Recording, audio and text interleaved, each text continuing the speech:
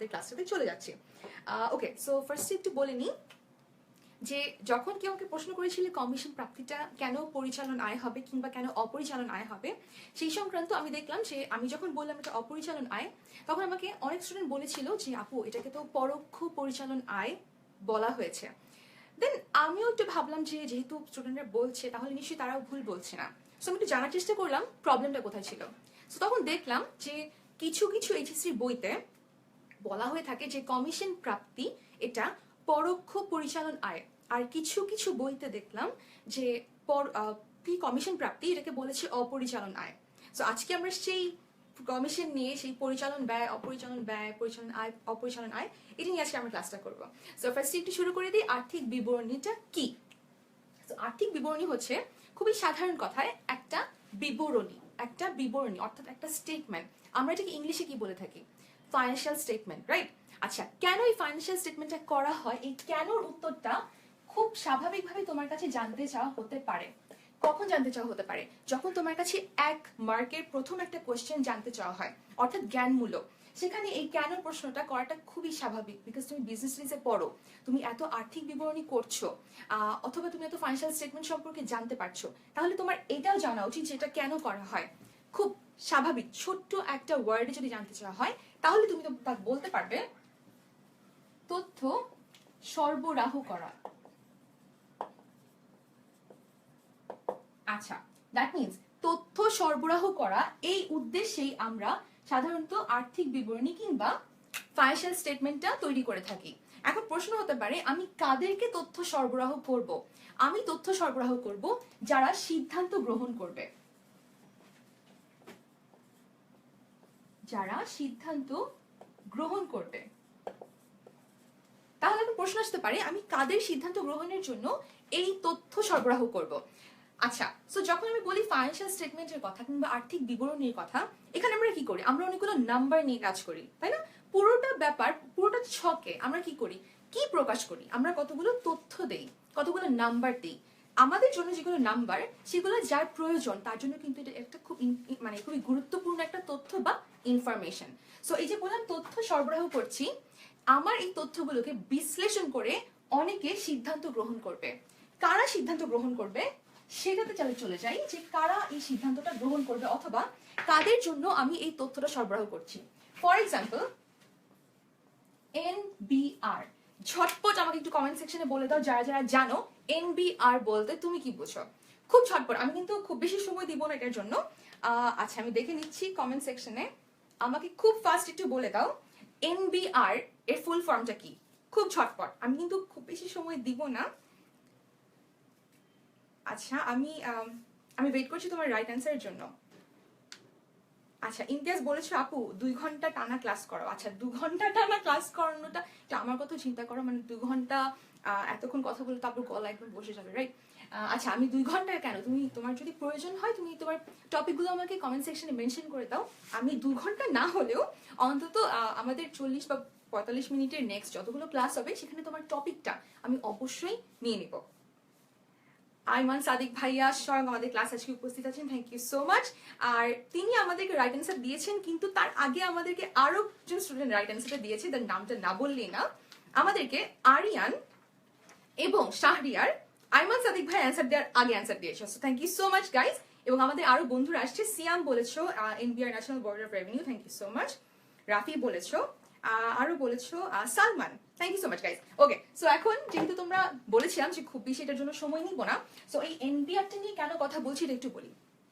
কি হয়, তুমি যখন একটা ব্যবসায় প্রতিষ্ঠান করছো, কাজ করছো, সেই ব্যবসায় প্রতিষ্ঠানের স্বাভাবিকভাবে আমরা কি করি, মুনাফা অর্জনের জন্য আমরা ব্যবসা করে থাকি। সবাই জানি ব্যবসা করা হয় মুনাফার জন্য, এবং এই মুনাফাটার উপর সরকারকে আমার দিতে হয় ট্যাক্স, রাইট?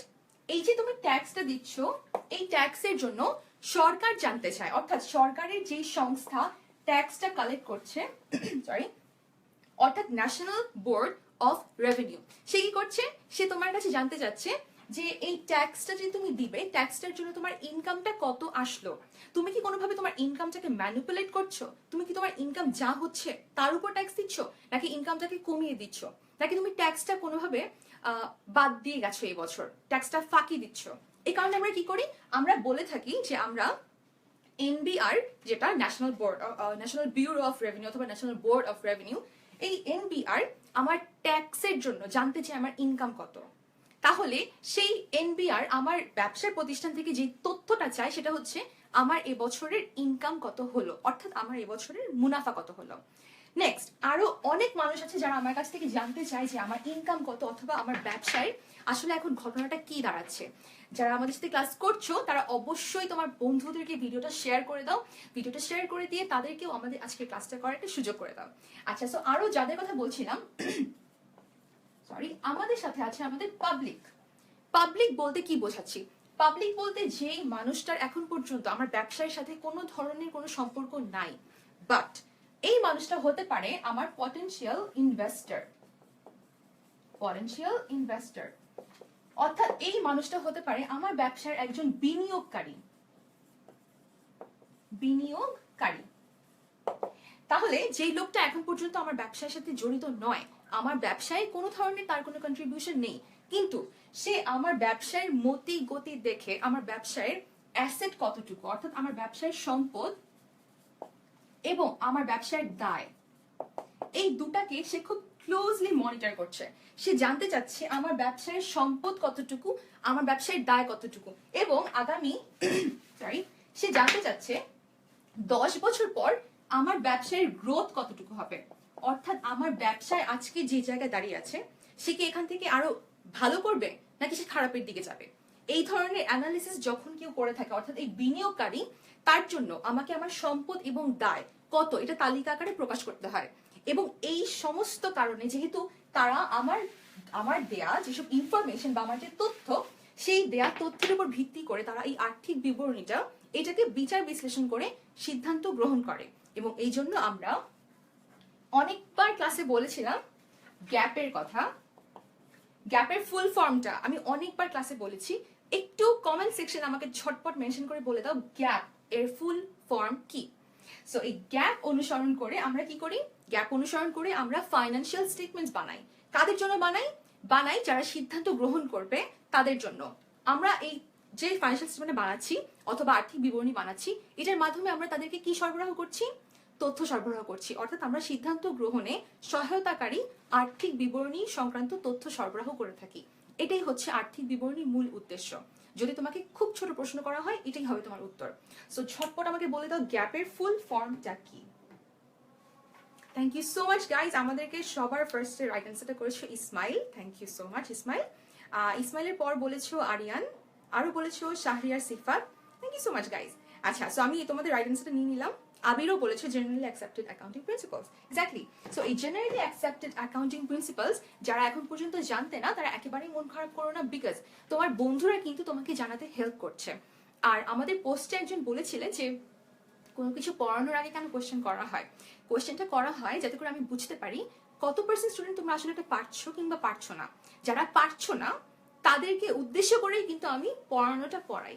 সো আমি খুব খুশি হই যখন কেউ আমার ক্লাসে কোনো কিছু না পারে, আমার খুব ভালো লাগে, বিকজ আমার মনে হয় যে অ্যাটলিস্ট একটা মানুষকে তো কিছু শেখানো গেল।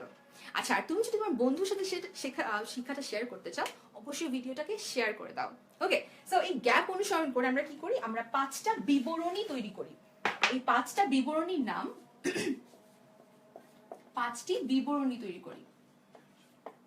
এই 5টা বিবরণী হচ্ছে প্রথমত বিশদ আয় বিবরণী, বিশদ আয় বিবরণী কিংবা স্টেটমেন্ট অফ কম্প্রিহেন্সিভ ইনকাম।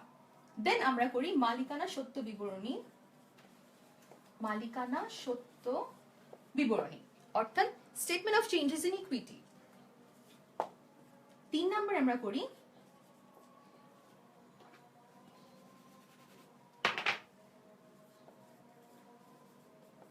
আর্থিক বিবরণী, যাকে আমরা বলে থাকি statement of financial position.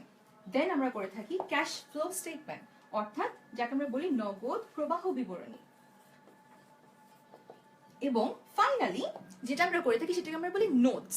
Notes সেকশনটাকে আমরা বলে থাকি অনেক সময় বাংলায় টিকা। সো এই যে বললাম 5টা বিবরণী তুমি বানাচ্ছ, এই 5টা বিবরণী আমরা কেন বানাই? উত্তর হচ্ছে গ্যাপ অনুসরণ করে। এবং এই 5টা বিবরণীর মাধ্যমে তুমি কি করে থাকো? তুমি তথ্য সরবরাহ করে থাকো। কাদেরকে তথ্য দাও? যারা সিদ্ধান্ত গ্রহণ করে থাকেন তাদেরকে। সো এটা ছিল আর্থিক বিবরণী সংক্রান্ত একটা ছোট্ট ইন্ট্রো। সো এখন আমরা এই ইন্ট্রোর পার্টটা শেষ করে আমরা এখন আরেকটু ডিটেইলে যাব।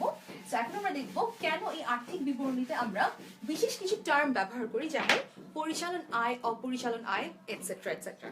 সো এখন একটু দেখে নিই বিশদ আয় বিবরণীতে আমরা কি কি পড়বো। তো যেহেতু আর্থিক বিবরণীতে তোমাদের ফার্স্ট পেপারে কি হয়, ফার্স্ট পেপারে আমরা এক মালিকানা কারবারের কথা মাথায় রেখে আমরা আর্থিক বিবরণীটা করে থাকি। সো এই আর্থিক বিবরণীতে আমরা আগে বিশদ আয় বিবরণীটা একটু দেখবো, এবং বিশদ আয় বিবরণীটাতে কেন একটা কিছু তুমি বিশদ আয় বিবরণীতেই দিচ্ছ, কেন সেটা আর্থিক বিবরণীতে দিতে পারছো না, এই সংক্রান্ত তোমার মনের যে কোয়েশ্চেন গুলো ছিল এতদিন পর্যন্ত, যেগুলো কাউকে জিজ্ঞেস করতে পারোনি, সেগুলোর আজকে আমরা অ্যান্সার করে দিব। সো এই বিশদ আয় বিবরণী ক্লাসে তুমি তোমার বন্ধুদেরকে অবশ্যই ভিডিওটা ট্যাগ করো এবং শেয়ার করে তাদেরকে জানিয়ে দাও, কেননা তারা যদি একদম ক্লাসের মাঝখানে চলে আসে তখন অনেক সময় বুঝতে একটু প্রবলেম হয়, তখন আমাদেরও খারাপ লাগে যে আমাদের এই বন্ধুটা ক্লাসের শুরু থেকে আমাদের সাথে থাকতে পারলো না। আচ্ছা, তো এই বিশদ আয় বিবরণীতে আমরা সবাই জানি বিশদ আয় বিবরণীতে আমরা কি করি, ইউজুয়ালি তোমার কাছে কি চাওয়া হয়, তোমার কাছে 3 নাম্বারের অথবা 4 নাম্বারের কিছু কোয়েশ্চেন জানতে চাওয়া হয়। সেই কোয়েশ্চেনগুলোর মধ্যে আমাদেরকে বলা হয়ে থাকে মুনাফা বের করতে, তাই না? এই মুনাফাটা বের করার জন্য আমরা কি করি, মুনাফা খুব সাধারণ ভাষায় একটু চিন্তা করো, মুনাফা বলতে কি বোঝায়? ক্রয় বিক্রয়ের মধ্যে পার্থক্য, রাইট? আমরা যখন এর আগের ক্লাসে অপচয় করেছিলাম, আমি তোমাদেরকে অনেকবার বলেছিলাম যে যখন আমরা বলে থাকি মুনাফার কথা, মুনাফা মানে ক্রয় মূল্য আর বিক্রয় মূল্যের পার্থক্য বলেছিলাম, তাই না, অপচয় বের করার সময়। ওকে, তাহলে এখন আমরা পড়বো এই নতুন মুনাফাটা, যেটা কিন্তু তোমরা ব্যবসার জন্য বের করছো, ব্যবসার পার্সপেক্টিভে মুনাফা কি। ব্যবসার পার্সপেক্টিভে খুব বেসিক একটা কনসেপ্ট থেকে দেন আমরা যাচ্ছি। ব্যবসার পার্সপেক্টিভে আমরা কি করি, আয় থেকে ব্যয় বিয়োগ করে মুনাফা পাই, তাই না? যে কোনো একটা প্রোডাক্টের জন্য কি করি, ক্রয় মূল্য আর বিক্রয় মূল্যের মধ্যে পার্থক্য বের করি। আর যখন নাকি আমরা একটা ব্যবসায়ের কথা চিন্তা করি, তখন আমরা আয় কিংবা ব্যয়ের মধ্যে ডিফারেন্সটা থেকে মুনাফা বের করি। এখন তাহলে আমরা দেখবো এই আয়টা কোনটা এবং এই ব্যয়টা কোনটা। এই আয় এবং এই ব্যয়টাকে আমরা ভাগ করি যেই নামে, সেটা হচ্ছে পরিচালন কিংবা অপরিচালন। পরিচালন কিংবা অপরিচালন, এই দুটা ভাবে আমরা আয় এবং ব্যয়কে ডিফাইন করে থাকি। কখন? যখন আমরা ব্যবসার জন্য মুনাফা বের করছি। আচ্ছা, তাহলে আমরা পরিচালন আয় ব্যয়, অপরিচালন আয় ব্যয়টা এই কারণে বের করি। এখন দেখব এই পরিচালন আয় এবং অপরিচালন আয়ের মধ্যে কি কি জিনিস পড়ে। সো এই পরিচালন অপরিচালন আয়টা হচ্ছে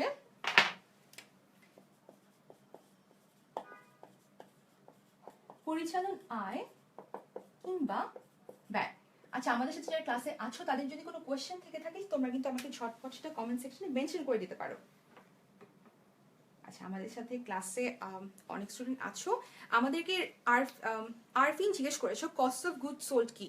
আমি ঠিক একটু পরেই তোমাকে কস্ট অফ গুড সোল্ডটা বুঝিয়ে দিব।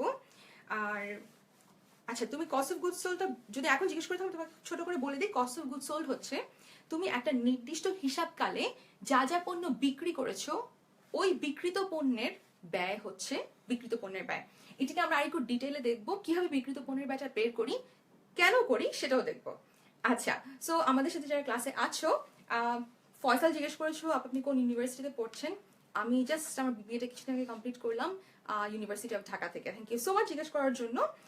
আচ্ছা, সো আরো আছো Debjyoti.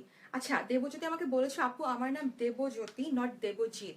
Thank you so much. আমি আসলে আইটা স্কিপ করে গেছিলাম, এখন চশমা পরি, চশমার জন্য চোখের পাওয়ারটা খুব ভালো সুবিধার না আর কি, এই জন্য দেবজিৎ বলে ফেলেছি, প্লিজ কিছু মনে করো না। আমি তোমার সঠিক উত্তর দেওয়ার প্রবণতা দেখে খুবই খুশি দেবজিৎ।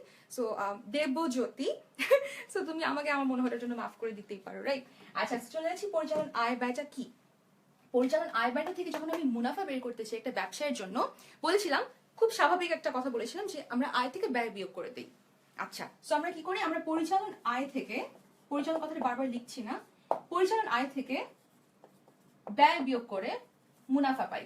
এবং এই মুনাফাটার নাম কি, এই মুনাফাটার নাম হচ্ছে পরিচালন মুনাফা। পরিচালন মুনাফা বলতে বোঝায় তোমার ব্যবসার operating income, net operating income.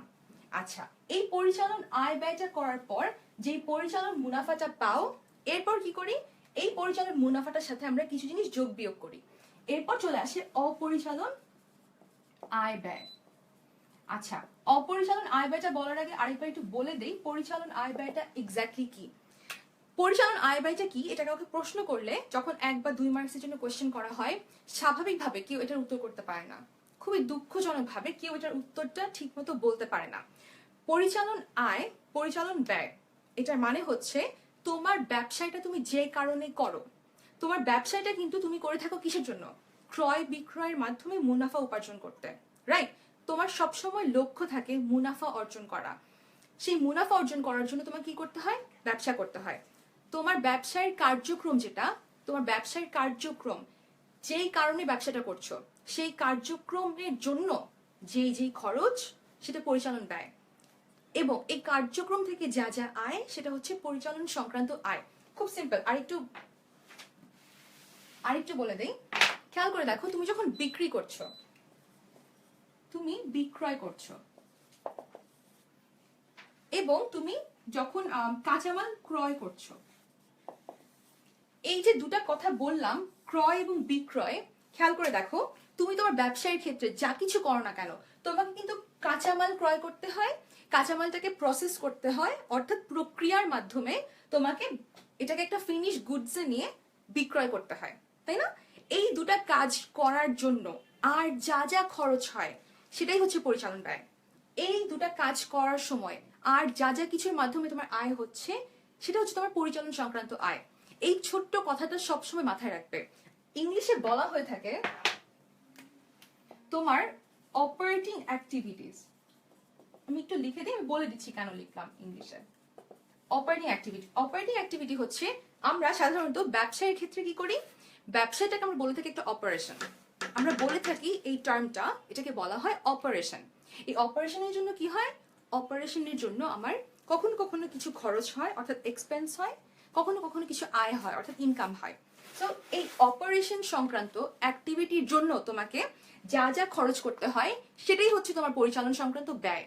আর এই অপারেশনের জন্য তোমার যা যা ইনকাম হয়, সেটা হচ্ছে আয়।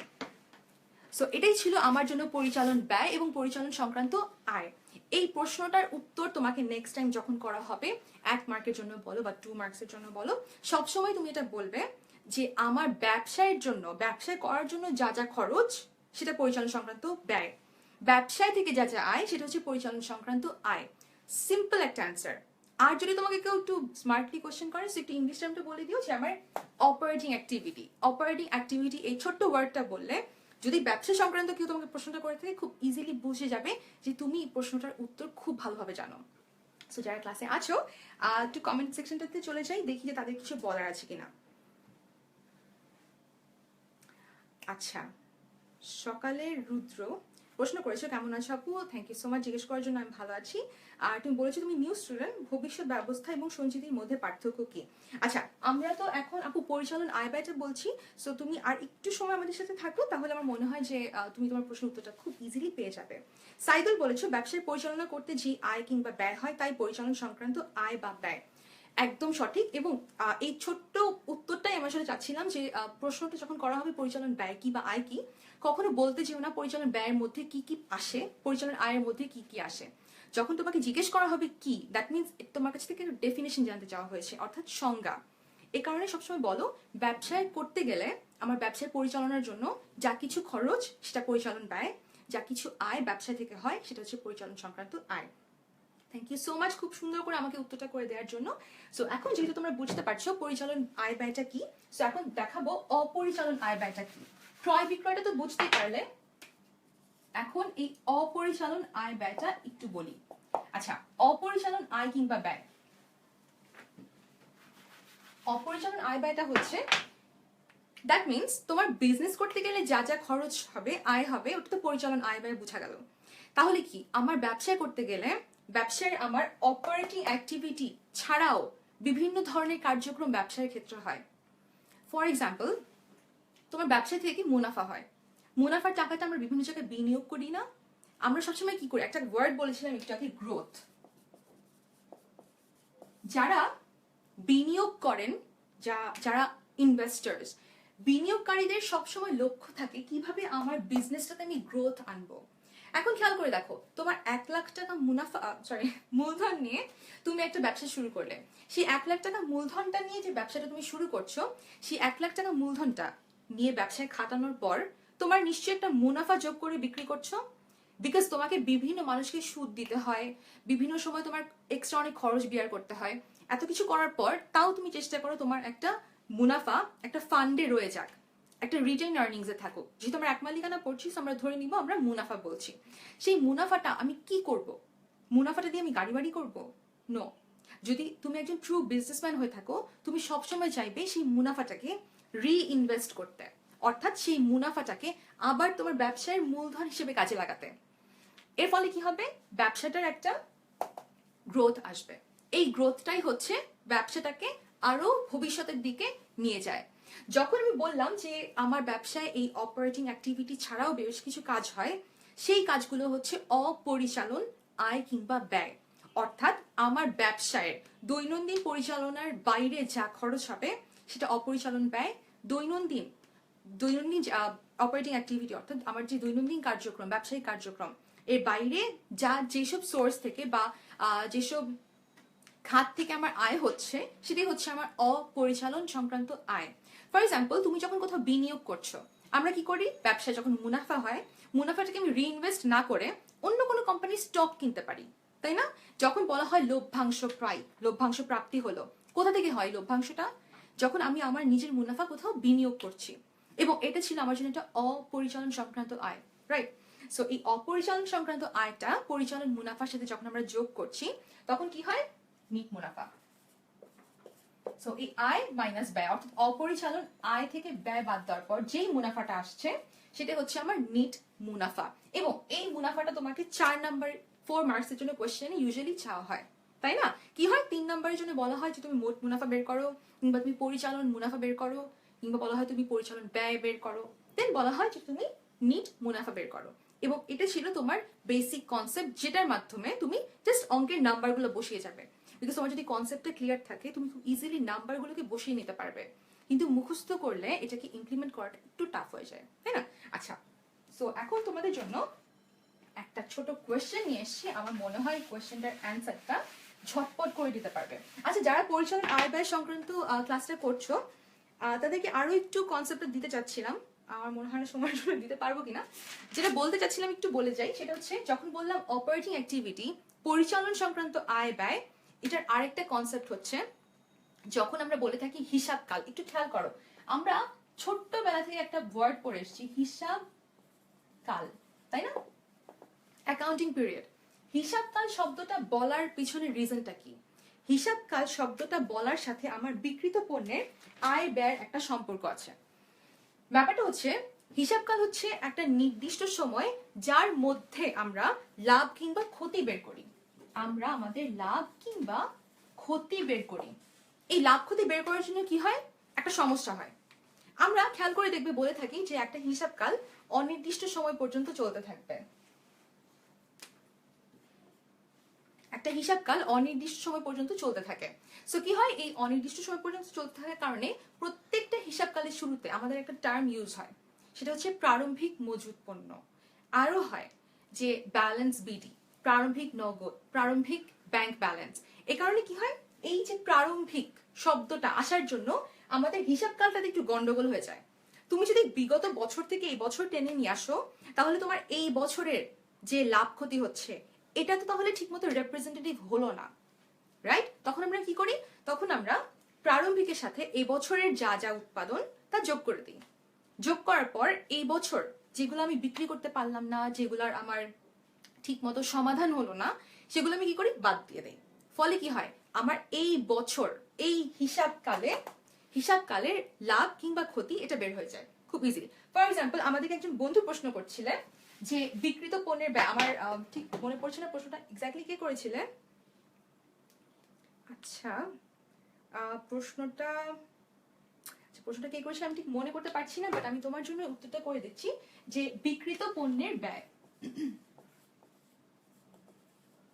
বিক্রিত পণ্যের ব্যয়টা কি, এই প্রশ্নটা আমাদেরকে একজন করেছিলেন। বিক্রিত পণ্যের ব্যয় হচ্ছে সেম একটা হিসাবকাল সংক্রান্ত উত্তর। এটা হচ্ছে একটা নির্দিষ্ট হিসাবকালে আমার বিক্রয়কৃত পণ্যের পেছনে যা যা খরচ হচ্ছে অর্থাৎ যা যা ব্যয় হচ্ছে সেটাই হচ্ছে আমার বিক্রিত পণ্যের ব্যয়। ফর এক্সাম্পল, তুমি একদম বছরের শুরুতে কি করো? বছরের শুরুতে আমরা প্রারম্ভিক মজুদ পণ্য নিয়ে ব্যবসা শুরু করি, তাই না? প্রারম্ভিক মজুদ। ওকে, সো এই প্রারম্ভিক মজুদ নিয়ে ব্যবসা শুরু করার পর আমি এই বছর আরো কিছু কাঁচামাল ক্রয় করি, বা তুমি যদি মার্চেন্ডাইজার হও তুমি আরো কিছু পণ্য ক্রয় করছো। আচ্ছা, যারা আমার সাথে ক্লাস করছো তারা কিন্তু অবশ্যই তোমাদের বন্ধুদেরকে আমাদের আজকের ভিডিওটা শেয়ার করে তাদেরকেও ক্লাসটা করার একটা সুযোগ করে দিও। আচ্ছা, একজন প্রশ্ন করেছো সিয়াম যে বিনিয়োগ শুধু সম্পদ না, বিনিয়োগ শুধু সম্পদ না প্রশ্নটার আচ্ছা আর একটু যদি ইন ডিটেলে কোশ্চেনটা করতে পারতে একটু বুঝতে পারতাম। আচ্ছা, বিনিয়োগ নিয়ে আমাকে অনেকে প্রশ্ন করছো, বিনিয়োগটা কি? বিনিয়োগটা হচ্ছে, বিনিয়োগটার কনসেপ্টটা বলে দিই। সাধারণত যখন আমাদেরকে মালিক টাকা দেয় তখন আমরা সেটাকে বলে থাকি মূলধন, তাই না? আচ্ছা, মালিকের মূলধনটাকে আমরা বিভিন্নভাবে খাটাই। কি করি? এই মূলধনটাকে কাজে লাগিয়ে ক্রয় বিক্রয় করি। ক্রয় বিক্রয় করার পর যখন আমরা ওই যে একটা ছোট মার্জিন বা একটা মুনাফা অ্যাড করে যখন আমরা বিভিন্ন সময়ে আমাদের বিক্রয় করে থাকি, বিক্রয় মূল্যের সাথে মুনাফা যোগ করে একটা বিক্রয় করি, বিক্রয় করার পর মুনাফা হয়।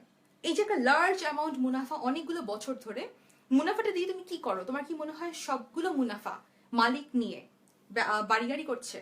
নো, আমরা এই মুনাফার টাকাটাকে আমাদের ব্যবসায় আবার মূলধন হিসেবে কাজে লাগাই। বিকজ আমরা সবাই জানি, যেহেতু প্রশ্নটা করে ফেললে আমি একটু উত্তরটা করে দিচ্ছি। মুনাফা সবসময় আমরা বলে থাকি মুনাফা মালিকের পাওনা, তাই না? মুনাফাটা মালিকের পাওনা। সো এই মুনাফাটা মালিক ডিসাইড করবে যে আমি এই টাকাটা দিয়ে কি করব। যারা ট্রু বিজনেসম্যান ওরা কি করে?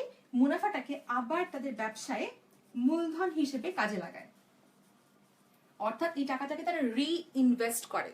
রিইনভেস্ট করার কারণে মূলধন হিসেবে যখন টাকাটা আমার ব্যবসায় চলে আসে তখন সে ফর এক্সাম্পল আগে আমার মূলধন ছিল 1 লাখ টাকা, এখন আমার মূলধন আরো 50,000 টাকা বেড়ে গেল। এই 50,000 টাকা হচ্ছে আমার মুনাফার টাকা। মুনাফাটা বেড়ে এখন আমার নতুন মূলধন হলো 1,50,000 টাকা। এই যে বললাম নতুন মূলধনটা 1,50,000 টাকা হলো, এটাই হচ্ছে রিইনভেস্টমেন্ট, এটাই হচ্ছে বিনিয়োগ। আচ্ছা, এখন জিজ্ঞেস করেছিলে বিনিয়োগটা বলতে তাহলে কি বোঝাও? আমরা এই যে বললাম আমি 50,000 টাকাটা আমি আমার ব্যবসায় কাজে লাগালাম, এটা না করে আমি কি করতে পারতাম? আমি এই 50,000 টাকাটা অন্য কোনো কোম্পানিতে, সে ফর এক্সাম্পল বি সি, আচ্ছা তোমাদের যাদের দেখতে কষ্ট হচ্ছে তাদের জন্য আমি একটু ওপরেটাকে দিয়ে দিই। হ্যাঁ, সে ফর এক্সাম্পল বি একটা কোম্পানি, সি একটা কোম্পানি, আর একটা কোম্পানি। এই আর বি সি তিনটা কোম্পানিতে আমি স্টক কিনলাম, অর্থাৎ তিনটা কোম্পানিতে আমি এই 50,000 টাকাটাকে ইনভেস্ট করলাম, ওদের কোম্পানিতে আমি কিছু কিছু করে বিনিয়োগ করলাম। এই বিনিয়োগটাই হচ্ছে বিনিয়োগ। যদি এটা 1 বছরের কম হয় তাহলে এটাকে আমরা বলে থাকবো স্বল্প মেয়াদী, যদি 1 বছরের বেশি হয় তখন আমরা এটাকে বলে থাকবো দীর্ঘমেয়াদী। এটাই ছিল বিনিয়োগ সংক্রান্ত প্রশ্নের উত্তর। তো এখন আমরা যেটা কথা বলছিলাম বিক্রিত পণ্যের ব্যয় নিয়ে, সেটাতে আবার ফিরে যাচ্ছি। সো বিক্রিত পণ্যের ব্যয়ের মধ্যে বিক্রিত পণ্যের ব্যয় হচ্ছে, বলছিলাম একটা হিসাবকাল সংক্রান্ত একটা উত্তর হবে। একটা নির্দিষ্ট হিসাবকালে আমরা বলছিলাম প্রারম্ভিক মজুদ নিয়ে আমি ব্যবসাটা শুরু করছি। আচ্ছা, তাহলে সেই বছর আমার নিশ্চয়ই নতুন করে কিছু ক্রয় হচ্ছে, হয় আমি কাঁচামাল ক্রয় করছি বা আমি পণ্য ক্রয় করছি। সো আমি কি করলাম? ক্রয় যোগ করে দিলাম। এখন এই যে প্রারম্ভিক মজুদ আর এই যে ক্রয়, এই দুইটা মিলে খেয়াল করে দেখো, ক্রয়টা তো আমার এই হিসাবকালের, তাই না? কিন্তু প্রারম্ভিক মজুদটা কি আমার এই হিসাবকালের? নো, প্রারম্ভিক মজুদটা আমার বিগত হিসাবকালের।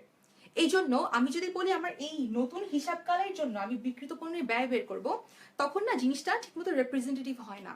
এই জন্য আমরা কি করি? এই দুটা যোগ করে যে অ্যামাউন্টটা আসে সেখান থেকে আমরা সমাপনী মজুদটা বাদ দিয়ে দিই, সমাপনী মজুদটাকে আমরা মাইনাস করে দিই। বলেছিলাম যে যখন ব্র্যাকেট দিব এর মানে হচ্ছে মাইনাস অ্যামাউন্ট। সো মাইনাস করে দেওয়ার পর আমার যে অ্যামাউন্টটা থাকবে সেটা হচ্ছে এই বছরের বিক্রিত পণ্যের ব্যয়। সমাপনী মজুদ তাহলে কেন বাদ দিয়ে দিই সেটার অ্যান্সারটা হচ্ছে সমাপনী মজুদ পণ্য বাদ দেওয়ার রিজন হচ্ছে, সে ফর এক্সাম্পল তোমার প্রারম্ভিক মজুদ ছিল 50,000, এই বছর তুমি ক্রয় করলে 10,000, তাহলে এই 60,000 টাকাটা আমার এই বছর বিজনেসে রান করছে, তাই না? এই 60,000 প্রোডাক্টস আমার বিজনেসে এখন রান করছে। কিন্তু এই 60,000টা পণ্য উৎপাদন করার পর আমি নিশ্চয়ই 60,000টা পণ্য বিক্রি করতে পারবো না। আমার বিক্রয়কৃত পণ্যের পরিমাণ দাঁড়ালো 45,000। তাহলে আমার এন্ড অফ দ্য পিরিয়ডে, অর্থাৎ আমার হিসাব কাল শেষে আমার ব্যবসায় অবিকৃত রয়ে গেল 15,000 প্রোডাক্টস। এই যে 15,000 গুডস তোমার কাছে রয়ে গেল, এটা কি আমরা বলি না সমাপনী মজুদ? এটাকে আমরা নাম বলি সমাপনী মজুদ পণ্য। এখন এই যে সমাপনী মজুদ পণ্যটা রয়ে গেল, এই সমাপনী মজুদ পণ্যটাকে কি তুমি এই হিসাবকালের ধরতে পারছো? আর যদি তুমি এই হিসাবকালে ধরে থাকো, তাহলে তুমি প্রারম্ভিক মজুদ পণ্যটা কোথায় দেখাবে? এই জন্য আমরা কি করি, আমরা এই যে 60,000 থেকে তোমার 45,000 টাকা যেটা আমার এবছর বিক্রি হয়েছে, কেবল ওই 45,000 টাকার জন্য যা যা আমার খরচ, কেবল ওই খরচগুলোকে আমি এই হিসাবকালের মধ্যে দেখাবো। এই কারণে আমরা বলছিলাম যে আমরা যখন নাকি প্রারম্ভিক মজুদ আর ক্রয় থেকে যখন সমাপনী মজুদটা বাদ দিয়ে দিচ্ছি, তখন আমার কাছে কেবলমাত্র এই বছর বিক্রয়কৃত পণ্যের অ্যামাউন্টটা থাকে। অর্থাৎ আমার সমাপনী মজুদ পণ্য বাদ দেওয়ার পর বিক্রয়কৃত, একটু খেয়াল করি, বিক্রয়কৃত পণ্যের হিসাব থাকে।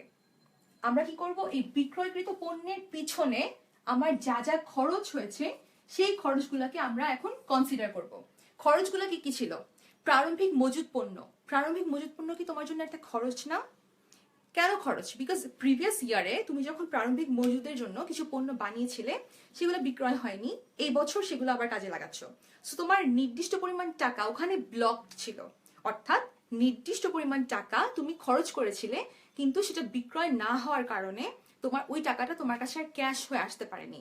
একটা ওয়ার্ড হয় ক্যাশ কনভার্সন সাইকেল, একটা টার্ম ব্যবহৃত হয় cash conversion cycle. Cash conversion cycle অনুযায়ী তোমার সমাপনী মজুদ পণ্যের মধ্যে তোমার নির্দিষ্ট পরিমাণের টাকা ব্লকড হয়ে যায়, এই টাকাটা ক্যাশে থাকে না। চাইলে কি তুমি সমাপনী মজুদ পণ্যটা বিক্রি করতে পারো? নো। কার কাছে বিক্রি করবে? এই কারণে আমরা কি করি, আচ্ছা একটু কমেন্ট সেকশনটা দেখে নিই যারা যারা ক্লাসে আছো তাদের কি বুঝতে কোনো সমস্যা হচ্ছে কিনা। আচ্ছা, আপাতত কারো কোনো সমস্যা দেখতে পাচ্ছি না। টাকা নেই লিখেছো, পড়ে গেল। আচ্ছা ঠিক আছে, যারা ক্লাসটা করছো তাদের যদি বুঝতে কোনো প্রবলেম হয় কোনো টার্ম আমাকে একটু বলো। সো যেটা বলছিলাম cash conversion cycle. Cash conversion cycle অনুযায়ী বলা হয় সমাপনী মজুদ পণ্যে যতদিন পর্যন্ত তোমার টাকাটা ব্লক থাকে, টাকাটা আমার কোনো কাজে আসে না এবং এটা ক্যাশে কনভার্ট করা যায় না। কখন কনভার্ট করতে পারবে? যখন পরবর্তী বছর প্রারম্ভিক মজুদে সেই টাকাটা আসবে, ক্রয়ের সাথে যোগ হবে, যোগ হওয়ার পর যে অ্যামাউন্টটা বের হবে সেটা তুমি যখন বিক্রি করতে পারবে, বিক্রয় করার পর তোমাকে দেনাদাররা টাকা দেয়, তখনই একমাত্র আমার ক্যাশে কনভার্ট হয়। রাইট? এই কনসেপ্টটাতে কারো কোনো প্রবলেম নাই। সো আমার বিক্রিত পণ্যের ব্যয় হচ্ছে যেই খরচটা আমি এই বছর অর্থাৎ এই হিসাবকালের মধ্যে, একটু লিখে দিই, এই হিসাবকালের মধ্যে আমি যা যা বিক্রি করতে পারবো, ওই বিক্রয়কৃত পণ্যের পেছনে যা যা খরচ আমি এতদিন পর্যন্ত করে এসেছি বা ব্যয় করে এসেছি, সেটার হিসাব হচ্ছে বিক্রয়কৃত পণ্যের ব্যয়। এবং এটা বের করি প্রারম্ভিক মজুদ প্লাস নিট ক্রয়। নিট ক্রয় হচ্ছে ক্রয় থেকে তুমি ক্রয় ফেরত বাদ দিয়ে দাও, ক্রয় বাদটা বাদ দিয়ে দাও, দেন যে নিট ক্রয় থাকবে সেই নিট ক্রয়টা প্রারম্ভিক মজুদের সাথে যোগ করে এখান থেকে তুমি সমাপনী মজুদটা মাইনাস করে দিচ্ছ, এবং এটাই হচ্ছে বিক্রিত পণ্যের ব্যয়। সো এখন যেহেতু বিক্রয়কৃত পণ্যের ব্যয় নিয়ে অনেক কথা বলে ফেললাম, সো এখন তোমাদের জন্য একটা ছোট প্রশ্ন দিচ্ছি, আশা করছি ঝটপট আমাদের প্রশ্নের উত্তরটা সবাই করে দিতে পারবে। আচ্ছা, বিক্রয়কৃত পণ্যের ব্যয় নিয়ে এই ছোট প্রশ্নের উত্তরটা আমাকে একটু করে দাও। আচ্ছা, আমি তোমাদেরকে এখানে অলরেডি অপশন দিয়েছি এ বি। সো এই এ বি সি এর মধ্যে তুমি আমাকে রাইট অ্যান্সারটা ঝটপট কমেন্ট সেকশনে বলে দাও। আর তোমার বন্ধুকে অবশ্যই ভিডিওটা ট্যাগ করো, বিকজ তাকেও একটা জানার সুযোগ করে দাও যে বিক্রয়কৃত পণ্য যেটা নিয়ে আমরা কথা বলছিলাম, এই বিক্রয়কৃত পণ্যের ব্যয়টা হিসাব বিজ্ঞানে কোন নীতি অনুসরণ করে করা হয়েছে। অর্থাৎ COGS বা কস্ট অফ গুডস সোল্ড, বিক্রয়কৃত পণ্যের ব্যয়, এটা কোন নীতি অনুসারী। সো আমাকে একটু ঝটপট কমেন্ট সেকশনে একটু বলে দাও, আর নিজের বন্ধুদেরকে অবশ্যই ভিডিওটা শেয়ার করে তাদেরকে উত্তর দেওয়ার একটা সুযোগ করে দাও। আমি একজনের অ্যান্সারটা দিয়ে দিচ্ছি। তারা আমাকে প্রশ্ন করেছো যে আপু ভ্যাট কেন সবার পরে বাদ দেই ক্রয় বা বিক্রয়ের সময়, আগে কেন ভ্যাট বাদ দেই না? খেয়াল করে দেখো, ক্রয় বা বিক্রয় করার পর বিভিন্ন সময় আমার ক্রয় ফেরত, বিক্রয় ফেরত, এই দুটো ঘটনা ঘটে। তুমি পণ্য ক্রয় করে আনলে, সে ফর এক্সাম্পল 10,000 টাকার পণ্য ক্রয় করে আনলে, ঠিক আছে? তো আনার পর আনার সময় কিছু পণ্য নষ্ট হয়ে গেল, কিংবা এই পণ্যটা যখন ক্রয় করে আনলাম রাস্তার মধ্যে কিছু পণ্য চুরি হয়ে গেল, ছিনতাই হয়ে গেল। ওই পণ্যটার জন্য আমি কি, ওই পণ্যটার জন্য যে টাকাটা খরচ করলাম ওটা কি আমি এখন বিক্রয় করতে উঠাতে পারবো? পারবো না। ওই টাকাটা আমার জন্য আর আসবে না। সো আমি কি করি, তখন আমার ক্রয়কৃত পণ্যটা আমি ফেরত দিয়ে দিই, বলি যে না ভাই এগুলো লাগবে না, এগুলো নষ্ট পণ্য, এগুলোর আমার দরকার নেই, আমি এগুলোর জন্য পে করবো না। সো তার মানে আসলে আমার নিট যে অ্যামাউন্টটা, আলটিমেটলি আমার পকেট থেকে যত টাকা যাচ্ছে, যদি মনিটারি টার্মে চিন্তা করো, মানে টাকার অ্যামাউন্টে যদি চিন্তা করো, তাহলে যে পরিমাণ টাকা তুমি তোমার পণ্য ক্রয়ের পেছনে খরচ করছো, কেবল ওই পরিমাণ অংশটাকে আমরা বলবো আমাদের ক্রয়। সো ওই যে বললাম ক্রয় ফেরতটা বাদ দিয়ে দিলাম, এরপর আসে ক্রয় বাদটা। আচ্ছা, ক্রয় বাদটা হচ্ছে যখন তুমি ক্রয় করছো একটা নির্দিষ্ট পরিমাণ ছাড় তোমাকে যার কাছ থেকে কিনছো সেই তোমাকে দিচ্ছে। এটা তোমার তালিকার ভেতর যখন তোমার দামটাকে ম্যানিপুলেট করে একটা বাট্টা দেওয়া হয়, সো সেই বাট্টার টাকাটা সিম্পলি আমাকে পে করতে হচ্ছে না, তখন আমি ওইটাকেও বাদ দিয়ে দিচ্ছি। এবং বাদ দেওয়ার ফলে কি হয়, যে এ ধরনের বাদ দেওয়ার ফলে আমার আলটিমেটলি ক্রয়ের অ্যামাউন্টটা কমে যায়। ওই ছোট্ট আলটিমেটলি যে অ্যামাউন্টটা বিজনেসে রান করছে ওই ক্রয়ের টাকাটা কি আমি ধরবো ভ্যাটের জন্য, বিকজ ভ্যাটটা চার্জ করছে গভর্নমেন্ট। সো গভর্নমেন্ট কি করছে, আমার এক্সাক্ট অ্যামাউন্টের উপর চার্জ করছে, এই জন্য ক্রয়টা সবসময় নিট ক্রয়ের উপর ভ্যাট ধরা হয়। আচ্ছা, রাইট অ্যান্সারটা নিব। আলামিন আমাদেরকে সবার ফার্স্টে অ্যান্সার দিয়েছো, এ হবে। আমি পরে বলছি কি হবে। আচ্ছা, একটু দেখি আর কে কে অ্যান্সার করেছো। শামসুল বলেছো এ হবে, সাইদুল বলেছো এ, ফাহিম বলেছো বি হবে। Thank you so much Fahim for the right answer. Actually আমাদের রাইট অ্যান্সার হবে ব্যয় স্বীকৃতি। এখন একটু দেখবো কে কে আমাদেরকে রাইট অ্যান্সারটা করেছো। রাইট অ্যান্সারটা করেছো আচ্ছা দেবজ্যোতি কিন্তু এবার ভুলে আমাদেরকে এ বলে ফেলছো, এটা কিন্তু ভুল হয়ে গেল দেবজ্যোতি। আমাদের রাইট অ্যান্সারটা বি হবে। কেন বি হবে এটা আমি বলছি। জান্নাতুল বলেছো এ, জোবায়ের বলেছো এ, আলামিন বলেছো রক্ষণশীলতা। আচ্ছা, ম্যাক্সিমাম বলছো রক্ষণশীলতা, ফাহিম বলেছো বি, আর রক্ষণশীলতা ম্যাক্সিমাম আমাকে রক্ষণশীলতা অ্যান্সার দিচ্ছ। আর আচ্ছা, কেন রক্ষণশীলতা হবে না, তুষার বলেছো বি হবে, থ্যাংক ইউ সো মাচ তুষার। মালিহা বলেছো বি হবে, আরও বি হবে বলেছো, রাকিব বলেছো বি হবে। আর আচ্ছা, এখন আমি তাহলে বলে দিই কেন রক্ষণশীলতার রাইট অ্যান্সারটা হবে না। বলেছিলাম এই বছর আমার যা যা পণ্য বিক্রি করতে পারছি ওইটার জন্য যা যা খরচ হয়েছে। বলছিলাম বারবার একটা কথা, একটু আগে যখন হিসাবকাল বলছিলাম, হিসাবকাল কথাটা তোমাদেরকে বলেছিলাম এই কারণে যাতে করে আমি ভেবেছিলাম তোমরা বোধহয় হিন্টটা ধরতে পারবে। আচ্ছা যাই হোক, সো হিসাবকাল বলার কারণ ছিল আমরা কি করি, ব্যয় স্বীকৃতি আয় স্বীকৃতি নীতিতে কি বলা হয়, যে একটা নির্দিষ্ট হিসাবকালের মধ্যে তোমার যা যা ব্যয় হবে ওটাকে ওই নির্দিষ্ট হিসাবকালের মধ্যে তোমাকে এন্ট্রি দিতে হবে। আয়ের ক্ষেত্রেও সেম। সো তুমি যখন ব্যয়ের কথা বলছো আমরা কি করি, বকেয়া যদি থাকে যোগ করি, অগ্রিম যদি থাকে মাইনাস করে দেই না। আচ্ছা, এই কারণে কি হয়, তুমি যখন এই বছর প্রারম্ভিক মজুত পণ্য ছিল, ক্রয় ছিল, সেখান থেকে সমাপনী মজুত পণ্যটা কেন বাদ দিয়েছিলে যাতে করে এই সমাপনী মজুত পণ্যটা, যেহেতু এবছরের তোমার বিক্রয় করতে পারোনি, সো এই বছরের ব্যয়টা সমাপনী মজুত পণ্যে দেখানোটা ভুল। এ কারণে আমরা কি করি, আমরা কিছু ব্যয়কে একটু ব্যালেন্স করে দিই। অগ্রিম আর বকেয়ার কনসেপ্টে একটু খেয়াল করো, ওটা মাথায় নিয়ে আসতে পারো কিনা, তাহলে বুঝতে পারবে এই বিক্রিত পণ্যের ব্যয়টা একটা নির্দিষ্ট হিসাবকালের মধ্যে আমার যা যা খরচ হচ্ছে ওই নির্দিষ্ট বিক্রয়ের জন্য শুধুমাত্র ওই পরিমাণ অংশটাকে আমি দেখাচ্ছি। এ কারণে এটা রক্ষণশীলতা না।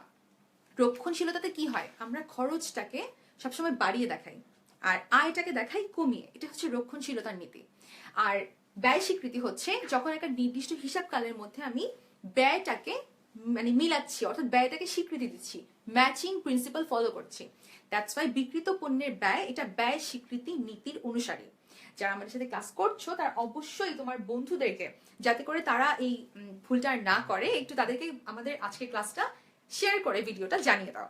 আচ্ছা, এখন একটু দেখে দিই আর কে কে আমাদেরকে বি অ্যান্সার করেছিলেন। রাফিকুল বলেছো বি হবে, স্যাফ বলেছো বি হবে, আর তুষার বলেছো আমি বি দিয়েছি ফার্স্টে। আচ্ছা সরি তুষার, তোমার অ্যান্সারটা বোধহয় আমি ঠিকমতো খেয়াল করিনি, আমি খুবই সরি। আর আছে মহিবুর বি বলেছো। শামসুল বলেছো বি, নভেরা বলেছো বি। আর সোহান প্রশ্ন করেছো কেন বি হবে। সোহান আমি এইমাত্রই তোমাকে অ্যান্সারটা করে দিয়েছি, তুমি বোধহয় আমাদেরকে একটু আগে প্রশ্নটা করেছিলে। So it's not a big deal, তুমি যদি এখন বুঝতে পারো তাতেই আমাদের কষ্টটা সার্থক। আচ্ছা আকাশ বলেছো যে ইস মনে করেছিলাম বি, ব্যাড লাক। একদমই ব্যাড লাক না, বিকজ আজকের ক্লাসে তুমি যে ভুলটা বুঝতে পেরেছো এটি আমার তোমার জন্য এটা অনেক বড় একটা good luck, because in future তোমার পরীক্ষার হলে অন্তত এটা আর ভুল হবে না। সো আমাদেরকে একটু তোমাদের বন্ধুদেরকে এটা জানিয়ে দিয়ে আমাদেরকে একটু উদ্ধার করো, যাতে করে বন্ধুরা পরে ভুল করলে না বলে যেটা নিয়ে স্কুলে তোটা শেখানো হয়নি। আচ্ছা জোবাইয়ের কোয়েশ্চেন করেছো সমাপনী মজুত পণ্য কি রক্ষণশীলতার নীতির অনুসারী। এক্স্যাক্টলি, সমাপনী মজুত পণ্য অবশ্যই রক্ষণশীলতা নীতির অনুসারী। যেহেতু আমাদের একজন বন্ধু প্রশ্নটা করে ফেলেছে, সো আমার মনে হয় এটা আমাদের একটু দেখিয়ে দেওয়া উচিত ক্লাসে, বিকজ আমরা যেহেতু কনসেপ্ট নিয়ে সবসময় কথা বলছি, আমি চাই যে তোমাদের মনে যা যা প্রশ্ন আসবে সেগুলোর যতটুকু সম্ভব উত্তর যাতে দিয়ে দেওয়া যায়। আচ্ছা সমাপনী মজুত পণ্য নিয়ে কথা বলছিলাম।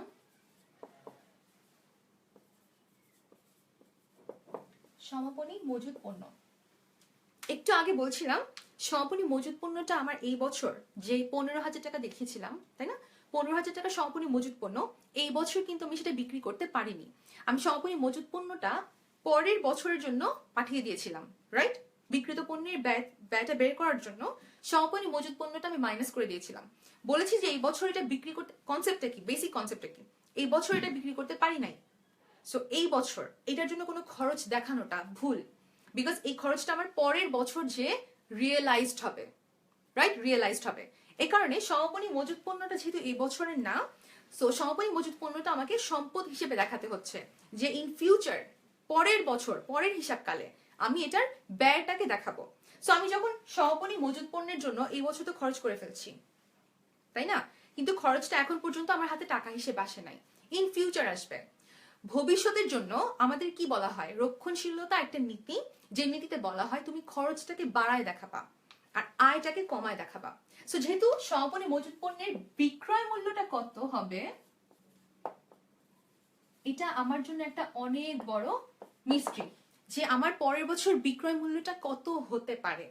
তো এই কারণে কি করা হয়, সমাপনী মজুত পণ্য যখন নাকি তুমি, ওই যে বললাম সমাপনী মজুত পণ্য আমাকে দেখাতে তো হবে, তাই না, সমাপনী মজুত পণ্যটা যখন বাদ দিব বিক্রিত পণ্যের ব্যয় বের করার জন্য, কত টাকা ওর জন্য আমি অ্যালোকেট করব। এই যে 15,000 ইউনিট প্রোডাক্টস, 15,000 এককের জন্য আমি ওকে কত দিয়ে গুণ দিব, ওর রেট কত ধরবো, ওর যে একটা প্রাইস অর্থাৎ ওর যে একটা রেট, এই রেটটা আমি কত টাকা ধরবো, এটা একটা অনেক বড় কোয়েশ্চেন। এবং এই কোয়েশ্চেনটার অ্যান্সারটা দিয়েছে আমাদেরকে রক্ষণশীলতা নীতি। রক্ষণশীলতা নীতি অনুযায়ী বলা হয়েছে যে তোমার বাজার মূল্য এবং ক্রয় মূল্যের মধ্যে যেটা কম তুমি সেই দামে দেখাবে। আমাদেরকে আরো একটা ওয়ার্ড শেখানো হয়েছে, নেট রিয়েলাইজেবল ভ্যালু। যেহেতু আমরা নেট রিয়েলাইজেবল ভ্যালুটা কত হবে এটা জানার জন্য বিক্রয় মূল্য কত এটা জানতে হয়। সো আমরা কমপ্লিকেশনে না যাই, এটা আমরা আর একটু পরে পড়বো যখন আর একটু বড় হব। সো মানে বোঝা যাচ্ছে যখন এইচএসসিটা আমরা পাস করে ফেলবো তখন আমরা নেট রিয়েলাইজেবল ভ্যালু অর্থাৎ এনআরভি তে কিভাবে সমাপনী মজুত পণ্যটাকে ভ্যালুয়েশন করা যায় সেটা শিখবো।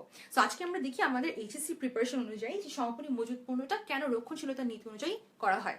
বলা হয় ক্রয় মূল্য এবং বাজার মূল্যের মধ্যে যেটা কম।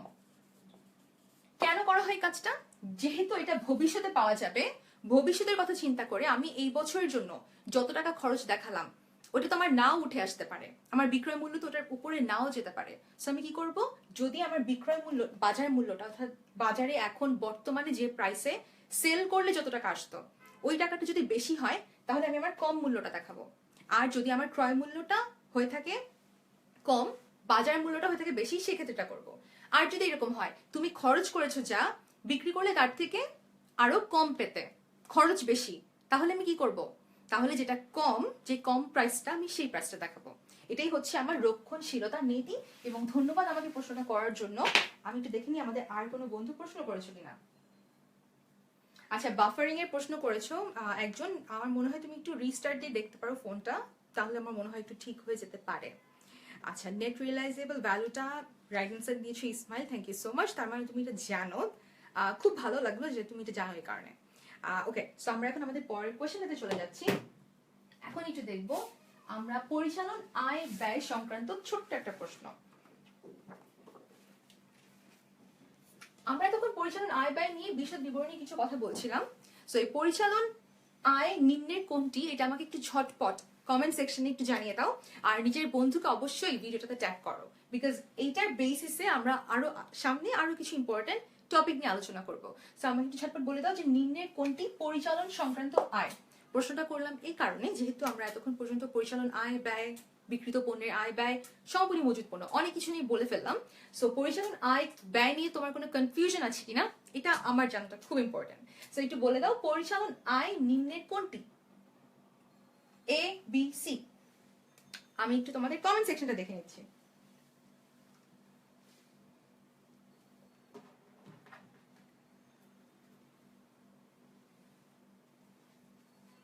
আমাদেরকে অলরেডি অ্যান্সার দেওয়া শুরু হয়ে গেছে।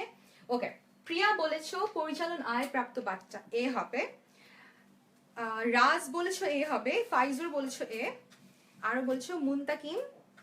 আচ্ছা, আর আগুনে বিনষ্ট পণ্য কি, সিয়াম জিজ্ঞেস করছো। সিয়াম তোমার প্রশ্নের উত্তরটা আমি জাস্ট একটু পর করছি, আমি একটু রাইট অ্যান্সারগুলো নিয়ে নিই। আচ্ছা সিয়াম, তুমি আমাদের রাইট অ্যান্সারটা কিন্তু দাওনি এখন পর্যন্ত। সো আমাদের একটু বলে দাও তোমার মতে আমাদের পরিচালন আয় কোনটা হবে।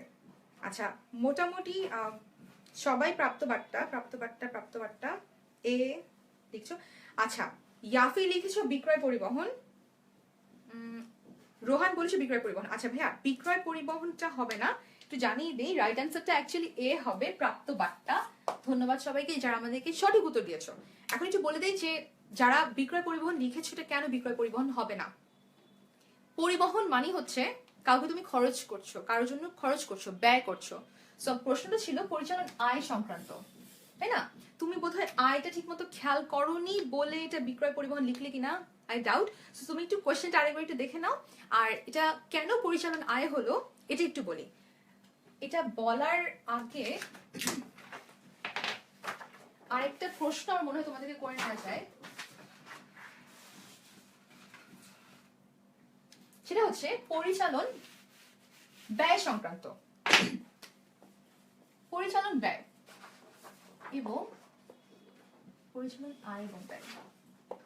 আচ্ছা, তোমাদেরকে একটু আগে বলেছিলাম যা যা করতে আমার ব্যবসায়ের জন্য যা যা প্রয়োজন হয়, ব্যবসায়ের জন্য যা যা প্রয়োজন হয় সেটা হচ্ছে আমার পরিচালন সংক্রান্ত আয় এবং ব্যয়। এবং যখন বললাম যে নিম্নের কোনটি পরিচালন সংক্রান্ত আয়, তোমরা রাইট অ্যান্সারটা করেছো প্রাপ্ত বার্তা। তাহলে এখন আমাকে পরিচালন ব্যয়ের একটা ছোট্ট এক্সাম্পল ঝটপট, আমি জাস্ট ফার্স্ট 5 সেকেন্ডসের মধ্যে যে যে অ্যান্সার করবে তার অ্যান্সারটা নিয়ে নিব। খুব ঝটপট তুমি যা যা বলবে আমি জাস্ট এটা এখানে ইউজ করব। সো একটু বলে দাও যে প্রাপ্ত পরিচালন ব্যয়ের একটা খুব ঝটপট একটা এক্সাম্পল, খুব ঝটপট আমাকে বলে দাও। পরিচালন ব্যয় না খরচ, পরিচালন ব্যয় বা খরচ বলতে একই জিনিস বোঝায়, ঠিক আছে? সো আমাকে একটু বলে দাও পরিচালন ব্যয়ের একটা এক্সাম্পল খুব ঝটপট। আচ্ছা, সিয়াম বলেছে আপু আমি আগেই দিয়েছিলাম অ্যান্সারটা, হয়তো খেয়াল করনি। আই এম সো সরি সিয়াম, আমি খেয়াল করিনি। যদি তোমার উত্তরটা রাইট হয়ে থাকে তাহলে তোমাকে অনেক অনেক ধন্যবাদ। পরিচালন ব্যয় মূলধনের সুদ, জুয়েল রানা মূলধনের সুদ তো হবে না ভাইয়া। পরিচালন ব্যয় কাব্য, থ্যাংক ইউ সো মাচ কাব্য, আমাদেরকে ফার্স্ট রাইট অ্যান্সারটা কাব্য দিয়েছো। আচ্ছা, বেতন আমি নিয়ে নিচ্ছি পরিচালন ব্যয়ের জন্য। সো এখন একটু বলি পরিচালন আয় এবং ব্যয় সংক্রান্ত একটা ছোট্ট টিপ। থ্যাংক ইউ সো মাচ যারা আমাকে রাইট অ্যান্সারটা দিয়েছো, আরো অনেকে দিয়েছো। আচ্ছা, বেতন প্রদত্ত বার্তা, থ্যাংক ইউ সো মাচ আকাশ। প্রদত্ত বার্তা, আমি আসলে মনে মনে আকাশের অ্যান্সারটাই খুঁজছিলাম, প্রদত্ত বার্তা খুঁজছিলাম। ওকে, সো কেন পরিচালনা সংক্রান্ত আয় ব্যয়ের ক্ষেত্রে প্রাপ্ত প্রদত্ত বার্তা আসবে এই কনসেপ্টটা তোমার জেনে রাখা ভালো। বলছিলাম পরিচালন, তাই না? সো আমার ব্যবসায়ের জন্য সবসময় যা যা করতে হয় এর মধ্যে প্রথমেই মাথায় আসে ক্রয় বিক্রয়, তাই না? ক্রয় করলে পাওনাদার হয়, বিক্রয় করলে দেনাদার হয়। এবং যখন তুমি কারোর কাছ থেকে পণ্য কিনছো টাকা দেওয়ার সময় কিছু টাকা কম দিচ্ছ, তাই না? তখন তোমার একটা আয় হচ্ছে, দ্যাট মিনস আমার প্রাপ্ত বার্তা। যখন বিক্রি করছো কেউ তোমাকে টাকাটা কম দিচ্ছে, ক্ষতি হচ্ছে, লস হচ্ছে, সো প্রদত্ত বার্তা। এবং এই কারণে যেহেতু আমার ক্রয় বিক্রয় সংক্রান্ত এটা একটা খরচ এবং আয়, দ্যাটস ওয়াই এটা পরিচালন সংক্রান্ত আয় এবং ব্যয়। আচ্ছা, এখন চলে যাই, যেহেতু এই কথাটা বলেই ফেললাম, আমাদেরকে কিছুদিন আগে ক্লাসে একজন স্টুডেন্ট, নট ক্লাসে, আমার গ্রুপে একজন প্রশ্ন করেছিলেন যে কমিশন প্রাপ্তি, যে কথাটা আমি একটু আগে ক্লাসের শুরুতে বলেছিলাম, কমিশন প্রাপ্তিটা কি হবে। সো আমি আজকে আমার ওপিনিয়নটা দিচ্ছি, যেটা আমার মনে হয়েছে যে রাইট হবে। যেহেতু তোমাদের এইচএসসির বইতে দুটা ভাগে ভাগ করা দেখলাম, যে কেউ কেউ বলেছে যেটা পরোক্ষ পরিচালন আয়, কেউ কেউ বলেছে যে এটা অপরিচালন আয়। সো এটা তোমার আজকে আমার ক্লাস থেকে তোমার যেটা মনে হবে লজিক্যালি কারেক্ট তুমি সেটা দিও। যখন কেউ বলে যে পরিচালন সংক্রান্ত আয়ের মধ্যে, পরোক্ষ পরিচালন সংক্রান্ত আয়ের মধ্যে কমিশন প্রাপ্তি পড়ে, তখন তারা যখন অপরিচালন ব্যয় দেখাচ্ছে তখন কমিশন প্রদানটা অপরিচালন ব্যয় দেখাচ্ছে, কমিশন প্রদানটা কিন্তু তারা পরিচালন ব্যয় দেখাচ্ছে না। আর যখন নাকি আমরা বলছি যে কমিশন প্রাপ্তি এটা অপরিচালন আয়, তখন কিন্তু আমি এটাকে অপরিচালন বলার কারণে আমি যখন নাকি আমার খরচ বা ব্যয় দেখাবো তখন কিন্তু প্রাপ্তিটাকে আমি দেখাচ্ছি অপরিচালন আয়। সেম যখন নাকি আমি কমিশন প্রদান করছি তখন দেখাচ্ছি অপরিচালন সংক্রান্ত ব্যয়। এই যে আমি লজিক্যালি জিনিসটাকে তোমাদেরকে দেখাতে পারলাম, এ কারণেই ওই দিন গ্রুপে আমি অ্যান্সার করেছিলাম যে কমিশন প্রাপ্তিটা অপরিচালন সংক্রান্ত আয়। বিকজ রিজনটা কি বলছিলাম, বাট্টা প্রাপ্তি, তখন তো আমি বললাম এটা পরিচালন, তাই না, যেহেতু এটা ক্রয় বিক্রয় সংক্রান্ত। কিন্তু যখন আমি বলছি যে আমার কমিশন প্রাপ্তিটা হচ্ছে, তুমি কিন্তু ব্যবসাটা কমিশন পাবার জন্য করো না। যদি আমি বলতাম বিক্রয় কমিশন, তখন বলতাম পরিচালন সংক্রান্ত ব্যয়, পরিচালন সংক্রান্ত কমিশন যখন দিচ্ছ। কিন্তু যখন আমি বললাম কমিশন প্রাপ্তি, আমি কিন্তু কোনো বিজনেস কখনো কমিশন পাবার জন্য করি না। আমি বিজনেস করার সময় বাট্টা পাবো, ছাড় পাবো, এটা আমি চিন্তা করি। কিন্তু বিজনেস করার সময় রানিং বিজনেসে কমিশন পাওয়ার জন্য বা দেওয়ার জন্য কখনো আমরা বিজনেস করি না। একদম শুরুতে যে কথাটা বলছিলাম, ব্যবসায় করার জন্য করা হলে পরিচালন হবে, যেহেতু ব্যবসায় করার জন্য এটা প্রযোজ্য না, দ্যাটস ওয়াই এটা অপরিচালন সংক্রান্ত আয়। যারা এটাকে পরিচালন, পরোক্ষ পরিচালন ব্যয় মানে বলেছো, বিভিন্ন বই ফলো করে, ইনফ্যাক্ট রেফারেন্স আছে, সো তাদেরকে আমি ভুল বলবো না, ঠিক আছে। বাট তুমি জাস্ট এই লজিকটা খেয়াল করো যে তুমি পরোক্ষ পরিচালন আয়ের মধ্যে যদি তুমি কমিশন দেখাও, তাহলে তুমি কেন অপরিচালন ব্যয়ের মধ্যে আবার কমিশন প্রদান দেখাচ্ছ। এই ছোট্ট কোয়েশ্চেনটা একটু নিজেকে করে দেখো, তোমার কাছে যেটা রাইট মনে হবে সেটাই তুমি পরীক্ষা হলে দিয়ে দিও, নো প্রবলেম, ঠিক আছে। সো এখন আমরা চলে যাই আমাদের পরবর্তী কোয়েশ্চেনে। কমিশন প্রাপ্তি প্রদান সংক্রান্ত আর পরিচালন সংক্রান্ত আমার মনে হয় আর কারোর মধ্যে কোনো কোয়েশ্চেন নাই। সো আমরা এখন চলে যাই আমাদের পরবর্তী কোয়েশ্চেনে, যেখানে দেখবো তোমাদেরকে একটা ছোট কোয়েশ্চেন করবো, এই কোয়েশ্চেনটার অ্যান্সারটা আমি দিয়ে দিব।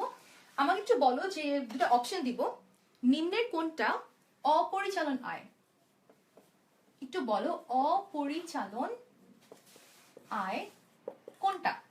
অপশন এ শিক্ষানবিশ সেলামি, আমাকে কিন্তু রাইট অ্যান্সারটা কমেন্ট সেকশনে ঝটপট দিয়ে দিবে। আর বি হচ্ছে শিক্ষানবিশ ভাতা। আমাকে একটু বলো অপরিচালন সংক্রান্ত আয় নিম্নের কোনটি, ঝটপট কমেন্ট সেকশনে আমাকে একটু মেনশন করে দাও এ অর বি, আর নিজের ফ্রেন্ডকে অবশ্যই ভিডিওটা ট্যাগ করে জানিয়ে দিতে ভুলো না, ওকে। তো দেখে নি আমাদের সাথে যারা যারা আছো। ফার্স্ট অ্যান্সারটা পেয়েছি এ, সবাই বলছো এ হবে, ফাহিম বলছে এ হবে, ওয়াজিদ বলছে এ হবে, দেব জ্যোতি বিশ্বাস, আমার মনে হয় এবার আমি ঠিক মতো নামটা বলতে পেরেছি, একটু সময় নিয়ে বললাম এই জন্য দেবজ্যোতি। দেবজ্যোতি আমাদেরকে বলেছে এ হবে। আচ্ছা, রাইট অ্যান্সারটা অ্যাকচুয়ালি হবে শিক্ষানবিশ সেলামি এ। আচ্ছা, এখন বলে দিই শিক্ষানবিশ সেলামিটা কেন বললাম, বিকজ ভাতা আর সেলামি নিয়ে আমাকে বিভিন্ন সময় অনেকে কোয়েশ্চেন করে। সেলামি হচ্ছে কেন বলা হয়, শিক্ষানবিশ বলতে বোঝায় ইন্টার্নস, ঠিক আছে। আমাদের যখন পড়াশোনা শেষ হয়ে যায়, আমরা কাজ শেখার জন্য বিভিন্ন মানুষকে অ্যাসিস্ট করি। আমরা তখন কি করি, আমরা তাদেরকে অ্যাসিস্ট করার জন্য, তাদের কাছ থেকে কাজ শেখার জন্য আমরা নিজেদেরকে ইন্টার্ন হিসেবে তাদের আন্ডারে নিয়োগ করি, যে আমরা তাদের কাছ থেকে কাজ শিখবো। তো এই যে কাজটা শিখবো, যেই কোম্পানি আমাদেরকে নিয়োগ দিচ্ছে তারা আমাদেরকে খুব যত্ন করে কাজ শেখায়। কিন্তু কাজ শেখার পর কেউ কেউ চলে যায়, কেউ কেউ কোম্পানিতে জয়েন করে। যদি তুমি কোম্পানিটা থেকে চলে আসো, তাহলে যে 3 মাস বা 6 মাস তোমাকে একটা মানুষ কাজ শেখালো, তার তো এটা টোটালি লস। সো কি হয়, কোনো কোনো কোম্পানি বলে আমি তোমাকে কাজ শেখাবো, তুমি আমাকে টাকা দিয়ে যাবা, তুমি আমাকে একটা কোর্স শিখি না, আমরা কম্পিউটার কোর্স শেখায়, অনেক সময় নাচ গান শিখি, গিটার বাজানো শিখি। তো যখন আমরা শিখি তখন আমরা তাদেরকে পে করি। সো আমরা কি করি, যেসব ইন্টার্নরা পে করে তখন আমরা সেটাকে বলি স্যালামি দিচ্ছি, অর্থাৎ ওই প্রতিষ্ঠানের জন্য তখন এটা আয় হচ্ছে। আর যেসব প্রতিষ্ঠান ওই মানে ওই ইন্টার্নকে কাজ শেখার পর বলে যে আচ্ছা এত কষ্ট করে আসলেন গেলেন, রিক্সা ভাড়াটা নিয়ে যান, বাস ভাড়াটা নিয়ে যান, স্বল্প পরিমাণে কিছু অ্যামাউন্ট তাকে দেয়, তখন সেটাকে বলা হয় ভাতা, অর্থাৎ সেটা ওই প্রতিষ্ঠানের জন্য একটা ব্যয়। সো এটা ছিল শিক্ষানবিশ সেলামি এবং ভাতা। যেহেতু এটা প্রতিষ্ঠান পরিচালনার জন্য প্রয়োজন হয় না, দ্যাটস ওয়াই এটা একটা অপরিচালন সংক্রান্ত আয় এবং অপরিচালন সংক্রান্ত ব্যয়। সো যারা আমাদের ক্লাসে আছো তাদের আর কোনো প্রশ্ন যদি থাকে, আচ্ছা আমাদেরকে স্যাফ খুব আক্ষেপ করে বলেছো যে আহারে অপরিচালন বলছেন, হ্যাঁ হ্যাঁ আমি তো দেখলাম পরিচালন, কোনো সমস্যা নেই ভাইয়া, অপরিচালন লিখেছি, আমার হ্যান্ড রাইটিং খুব বাজে, আমি খুব সরি, আমি নেক্সট ক্লাসে আরেকটু পরিষ্কার করে একটু সুন্দর করে লেখা ট্রাই করব। আচ্ছা আমি যদি ভুলে যাই সাইফ, তুমি কিন্তু আমাকে একটু কমেন্ট সেকশনে অবশ্যই বলে দিবা। আচ্ছা সো এটা ছিল আমাদের আজকের আর্থিক বিবরণী সংক্রান্ত একটা খুবই ইন্ট্রো লেভেলের ক্লাস। সো আমরা পরবর্তী ক্লাসে তোমাদের সাথে সমন্বয়গুলোর ট্রিটমেন্টগুলো দেখবো, কি কি সমন্বয়ের জন্য কি কি ট্রিটমেন্ট দেওয়া হয়। আর এই সংক্রান্ত যেহেতু ইন্ট্রোটা দিচ্ছিলাম, সো যদি আর কারো কোনো কোয়েশ্চেন থাকে সেগুলো আমাকে কমেন্ট সেকশনে করো। আর আমি আজকের ক্লাসটা চাই ম্যাক্সিমাম স্টুডেন্ট যাতে একটু ভিডিওটা শেয়ার করে বন্ধুদেরকে জানিয়ে দাও। আর দেখা হবে ঠিক পরবর্তী ক্লাসে ঠিক রাত 9টায়। Take care.